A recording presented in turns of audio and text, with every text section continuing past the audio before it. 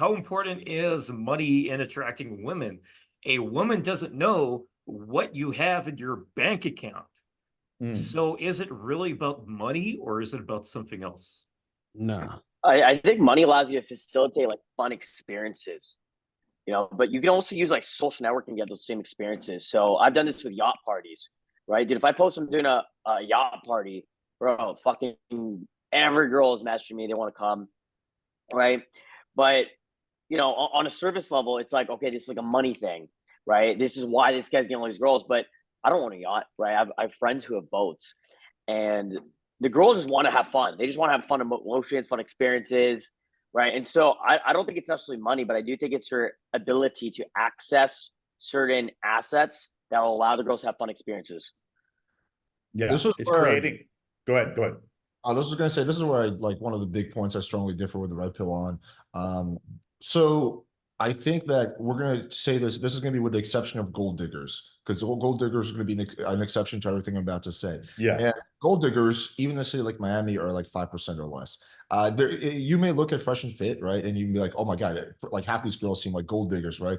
But people don't account for sample biases. I live right down the street from them. I do street reviews every day. I talk to women all the time.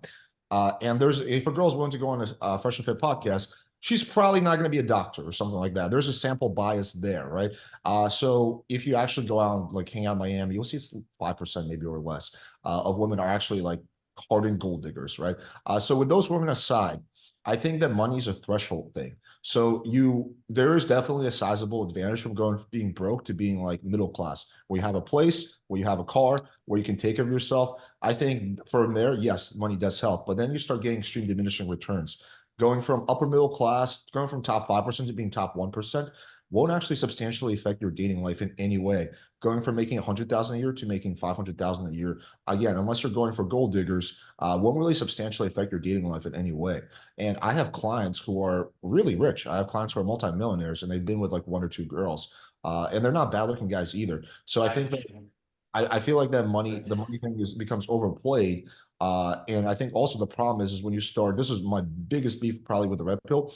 It was when you start leveraging money indirectly or even directly to attract women, and then you're surprised about the kind of women you're attracting, how they treat you down the line, which is like I see it's become more and more part of value proposition. Like during my debate with Donovan, this was I guess a funny moment, but essentially I was telling him, I was like, yeah, listen, part of your relationship formula is resources. Like that essentially means money. He's like, yeah, well, I'm sure. He's like, I'm sure. What's it like with your girlfriend? I'm like, well, no, I don't give her any money. He's like, well, why is she with you then? Because we have a really good time together, because she loves me, because we have a lot of experience together. He's like, well, you must have like a 14-inch penis then. That's his only conclusion. Oh my God. Like, you must have a humongous schlong. I was like, well, no, I don't have a 14-inch cock. But that's how like the red pill mind works, is that you need the money to kind of be part of the attraction formula. And then when you do that, when you use money as part of the a part of the formula, part of the package, or part of the deal that that your girl is getting, that's a recipe for disaster, because there's always going to be a guy who makes more money than you, and then that you don't really have solid attraction and solid I guess just a solid relationship in general. And that's what I see with the red pillars all the time. It's just like they won't say it directly. They won't say, hey, give a girl money, but there's all these hints at it. Like and sometimes more than hints. It's like, hey, like you should use your resources. I mean, even like Myron will say directly, like, yeah, what do men bring relationship? Resources and protection. Well, in Miami, in a high-rise building, protection means jack shit. We all have like fucking security guards and shit, so it doesn't mean anything. And then resources, what does resources mean essentially? Right, so yeah, it's kind of like I would say probably my biggest criticism of the red pill. Going back to what you said before, so there's the right way and there's the wrong way. The right way is like what Justin talked about with the yacht. It's not his yacht. It's so the term we should use is access to scarce resources. And you use those scarce resources in order to create a funnel, and that funnel creates ratio. So if you use money correctly, what you're doing is you're having a mansion party or a yacht party or something like that, or you're like, I have a friend of mine, it's really smart, his name's Michael Evers. This dude, he rents a villa out in Tulum. The girls have to pay their own ticket, but he's got 10 bedrooms. And there's like, you have to pay for your way to come out here. So he's not paying for the girls to come out, but when they come out, they have a place to stay. And so he's in a villa in Tulum, and it's 12 girls and one guy. If you use money to create, I mean, the best example is Bilzerian. Yeah, Bilzerian with his Ignite parties, where it was, I was there, and it's 2,500 girls, and there was like 400 dudes there. It was crazy. It's the craziest thing I've ever seen. And like one time he fucked 9 girls in the bathroom and was like live streaming it to the rest of us while he was in the fucking room, and we're out there with Cardi B at the park. Like, that shit was crazy. The way you do it wrong, though, is like what you say. It's the direct transactional nature where you're compensating women for their affection. Then it's like taking steroids. When you start taking steroids, the only way to continue to look at it like that is to keep taking steroids. There's no way to wean yourself off of it. It's the same thing. When you lead with money, you always have to lead with money. There's no way out of it. So instead, what you do is, there's one guy named Vegas Dave who lives here in Vegas, and he would go buy a table at some place, and he would have like an expensive car, expensive bags, and he'd end up fucking all these girls. And I knew some of them, and I'd ask him like, dude, did Dave pay you? Like, why are you fucking this guy? And they would always tell me, it's like, no, I was just around it. Like, just being around the money and not even getting any of the money, the girls like wanted to have sex with him, and it was fucking mind blowing to me. I couldn't understand, but as money is a correlation, money is an allegory for competency in the ancestral environment. So evolutionarily, women look at men who look like that or have those resources and say, this man is a competent man, therefore she has an attraction paying short term. Long term, however, what does it say in the Bible? It is better to be, it's worse to be a non-believer, or it's better to be a non-believer than to be a man who doesn't provide for his family. So I think long-term, what the red pill is confusing is they're saying long-term, as a man, if you want to lead in a relationship, you should be able to provide for your family. That's the example that they're giving. And for the most part, I do agree with that, but that shouldn't be the reason she's with you. What it should be is she's with you for genuine desire. Then you have kids, and then once you have kids, you want them to go to college, and you want to have a comfortable room, comfortable place for your family to live. In that case, you do need to provide. So yeah, no, I think that's a very important nuance that you gave. I agree with everything you said, and I don't think like when I say like you're married with a woman, you have a child. I don't think there's anything simpy at all about like making money while she stays at home raising the kid. Like I'm not talking about anything remotely related to like having a family or anything like that. But just one I think important thing to say: the people who are using money like the way you say, the correct way, I would say are a very small percentage of the population of the men who are using money. And I think what separates the guys you're talking about versus the guys I was talking about is social skills. Generally speaking, all the guys you're talking about have at least above average level of social skills. They're not, but a lot of rich guys don't have good social skills. In fact, sometimes rich people have worse social skills than poor people, right? Because they're just in their own like little world. They're working on stuff. So I think that's a humongous factor. But I do agree with you that if you have good social skills, that is a really good way to use money. That's not going to actually put like long-term disadvantage. See, the thing is with every girl who's having sex with a guy because of his money also is having sex with another guy for free. So basically, and I talk about this in my book. I have the book called Looks Don't Matter. I talk about the 5 types of attraction a woman will have for a man. So it's physical, sexual, behavioral, resource attraction, and friendship attraction. So what happens is sexual attraction is the strongest form of attraction. So whenever you need money in any form or fashion to get access to sex, then what that means is that you're compensating for some level of sex appeal that you don't have. So meaning that if you're using money or you need money to get sex from women, that means they're having sex with you because you're not that sexually attractive to them for them to do it without the money. You see what I'm saying? So this is why I tell guys like for example, there were women that that I used to hook up with, where they would be, getting together with guys who have a lot of money, millionaires and all this other stuff, but I wouldn't pay a dime, but I'm still hitting it. And they would take the money they're getting from these guys and buy me stuff, take me out, do all this other stuff. So what happens is that when it comes to, attraction, sexual attraction is always going to beat out resource attraction. A resource attraction is when a woman is mainly attracted to you for your resources. So she's like, well, this guy's giving me stuff, so I'll have sex with him because of this. But if he didn't have the money, I wouldn't be here. You see what I'm saying? Versus the other guy who doesn't need to have anything but himself, and then she's there regardless because she's sexually attracted to him. You see what I'm saying? Yeah, I agree with you guys. I'm loving this conversation. Unfortunately, I have to go because I have something in 10 minutes, but this has been a really fun discussion. I wish I could stay longer, honestly, because I'm loving this. But yeah, thank you guys. Thank you for having me on, Ice. Definitely be happy to come on in the future. Thanks for coming. Thanks. Yeah, Sure. Good chatting with all you guys. Hey, Hey, man. Alex. Good to Later, see you, bro. Alex. Hey, be safe, bro.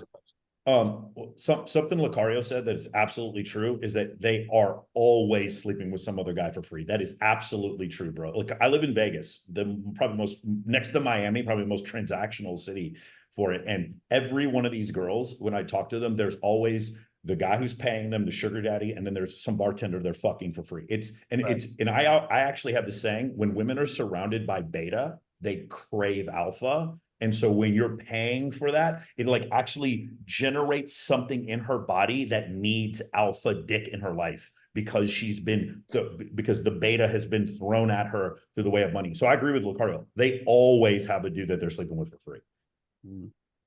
Interesting.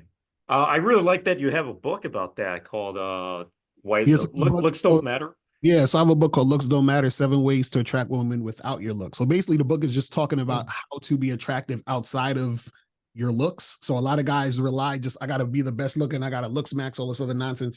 So I say, yeah, looks matter in the sense of a woman will be attracted to you physically, or also she might be attracted to you sexually because of your looks. But there are other ways to be attractive outside of your looks. Because what happens is sometimes a woman might be attracted to you because of your look, but then because of your behavior, because of your mindset, because of your lack of confidence, that's going to make her not attracted to you at the end of the day. So therefore you're thinking, man, I got this girl checking me out. You go up and approach her. And now because you can't talk, you don't know what to say, you don't have any, social skills, that's going to make her be turned off to the situation that makes her not want to deal with you anyway. So I tell guys to be more well-rounded when it comes to being attractive overall. You see what I'm saying? Exactly. It's like the way I have seen it is like, I don't understand why guys are like, all I need is a six pack, and then they'll just fucking throw themselves at me. It's like, now what do I do here with my six pack? It just like acts as a magnet. Is that the fucking plan? It's terrible. Some fucking crazy shit. Alrighty. Any other perspectives on this? Yeah, one thing I want to mention is most guys, they're watching dudes on Instagram with like Aiden Ross, Logan Paul. They got all these fucking OnlyFans girls, right? And they're millionaires. 99% of millionaires aren't those guys. They're entrepreneurs who are working 12-hour days, 7 days a fucking week. Like they're not going out, they're not socializing. We have a lot of clients who are loaded, but they still need help with ladies. Yeah. That's how it goes. So you guys remember T.I. saying you can have whatever you like, and Lil Wayne saying it ain't simping it ain't tricking if you got it. No, bitch, it's still tricking.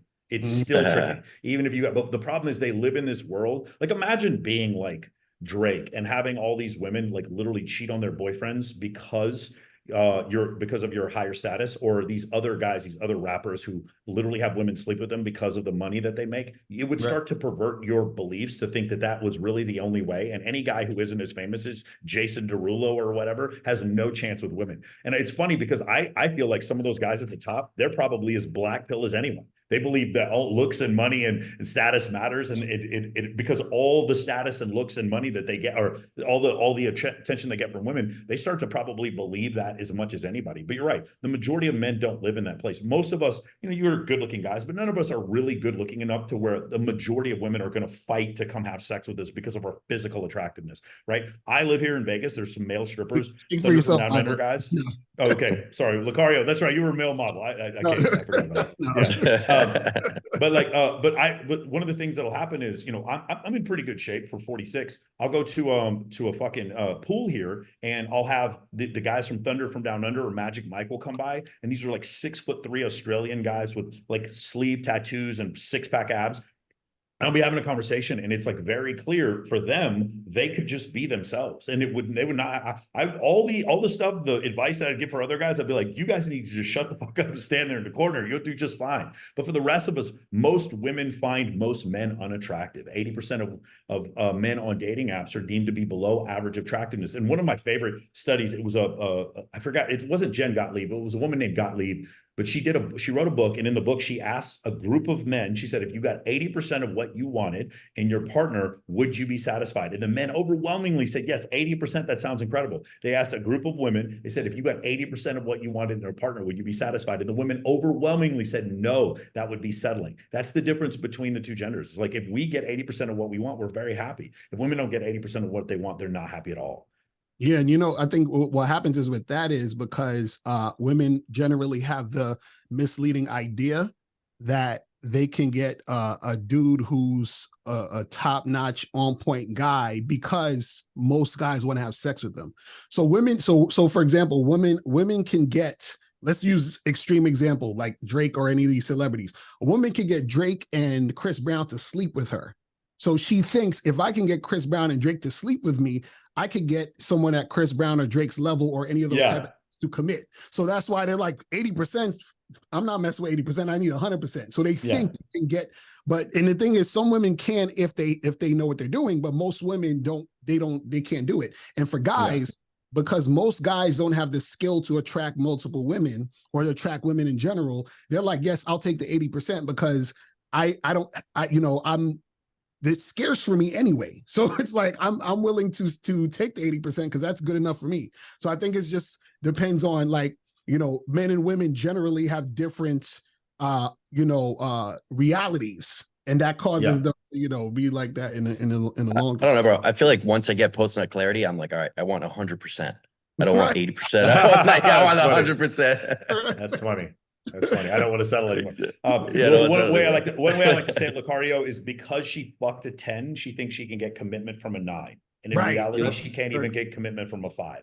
Right. One of the guys, I don't know if you guys have seen the video this guy did where he works on dating apps, and he said the algorithm is very bad because what happens is, what it does to a woman's psychology when she left swipes on 600, it's the ratio, from what I understand, it's about 16,000 swipes for 10 dates. That's about the ratio so women are not on there looking for dates. They're looking on there for validation. But when she left swipes on 600 guys, in her mind, subconsciously, she believes she's better than those guys. And she believes she could get commitment for some, if not all of those guys, when in reality, this dating platform was for short-term sexual access. And she's confused that and actually thinks that that's what her value is. There were 600 guys that she left swipe, most of which would use her for short-term sexual access and would not want a long-term relationship. And because she doesn't have that proper information, she starts to have these beliefs where, because she was in a threesome with some movie star, she legitimately believes, because I fucked a 10, I can get a 9 to commit. That's real talk. No, dude, I was Can't at even the club commit to last taking her weekend. home, For real. I was at the club last week and I met this girl. She kept insisting on telling me that she was dating Mark Cuban. Okay. I'm like, I just thought it was strange. I thought it was really strange, but she was feeling me. Everything was going well. And like, she was the shallowest fucking person I've ever met in my fucking life. Everything. She's like, your friends are whack. You need to have this watch. You need to be this guy. I'm like, okay, whatever. Turns out I just go home later. If I was there, I would be like, Mark Cuban. So the guy who fucked up that whole thing, letting Tyson Chandler go after the 2011. I would just grill her, bro. You that say Mark Cuban? That Mark Cuban who because passed up on Giannis I go home. Yeah, I didn't realize. I was like, let me look up Mark Cuban. He's been married for 20 fucking years. This girl was probably a side bitch. Was probably his side bitch for like a week, and she's like, "This is who you have to be." It's like, shut the fuck up. It's wild. Brandon. She wasn't even a side bitch. He just hit on her one time. Yeah. That's all that happened. Yeah, and she thinks she's dating him. Literally, it was wild. She was deluded, dude. It was crazy. Yes,